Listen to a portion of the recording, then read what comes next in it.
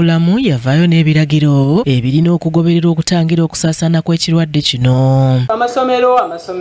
Amasomero gagenda kuggula, tetusobola kuziyiza abaana kusoma.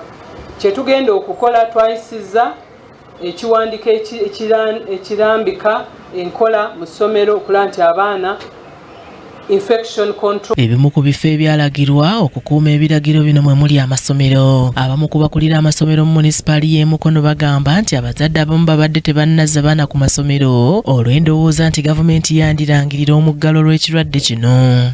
Mu kudda okukomawo nga bwe mumanyi nti term 2 yatandise, turn up so far ebadde challenging etusomoozezza.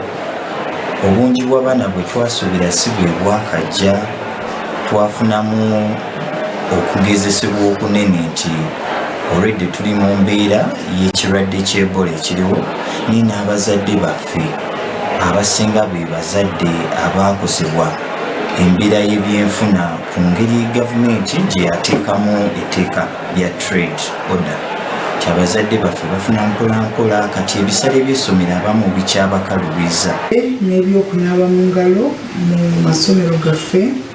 Ekirala tubeere ne messages ezisomesa abaana, first of all okwongera okubasomesa Ebola, okubasomesa omuntu bw'amufuna n'okubasomesa the symptoms. Yakulira abakulu b'amasomero mu munisipaali y'e Mukono Susan Wamala Serunkuuma ng'era asabye amasomero okussaawo ekkomo ku bantu abagayingiramu. Kye tuva tusaba abakulu b'amasomero okusookera ddala abazadde babakomyawo abaana baabwe. Tetwagala bazadde bangi. Abaana abamu ogenda okulaba babakomawo ku ssomero kumpi ekika kyonna kiggwayo kiwerekedde mwana omu, naye tusaba at least 1 to 2 parents okuwerekera omwana oyo okukomawo ku ssomero. Ate bw'ajja ku ssomero, masomero nga advising okukola ebintu nga bambuwa omuntu n'abanga talwa mu kifo.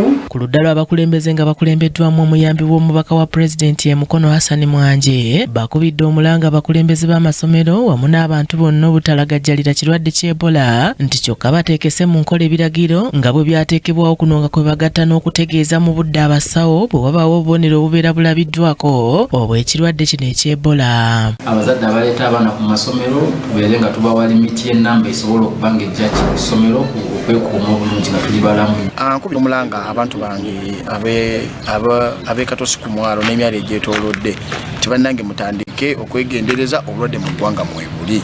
Mbasaba ffe bannamwalo kubanga bakimanyi nti abavubi tetwefiirayo ate ekisintu ekitali kituufu ne bagamba nti endwadde ezisinga zisibuka ku myalo biki ate ekintu ekitali kituufu. Amasomero mbakubiriza okuba nga tugezako okufuna nga temperature guns ez'okukebera ku masomero ku zi entrances, okuteekawo n'amazzi okulaba nga abantu abayingira mu ssomero basobola okuba nga banaaba ku ngalo. Mu ngeri y'emu omwogezi wa poliisi mu ggwanga Kituma Lusoka alina byalambise ku biragiro by'okutangira okusaasaana ku Ebola. Engeri gye bajja okukuŋŋaanamu mu machurches balina okumakinga sure nti banaaba mu ngalo, bakozesa sanitizers. Body to body contact tekirizibwa kati currently handshakes.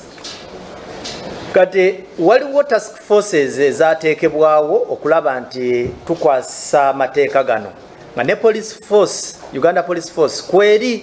Alex Miseiri yakusakidde eggulire lino ku Racket TV amalindirire. Weewaawo nkwebaza obadde mulabi mulungi yonna gy'osinzidde mu bitundu ebyenjawulo. Amalindiro ag'olunaku olwaleero ngenda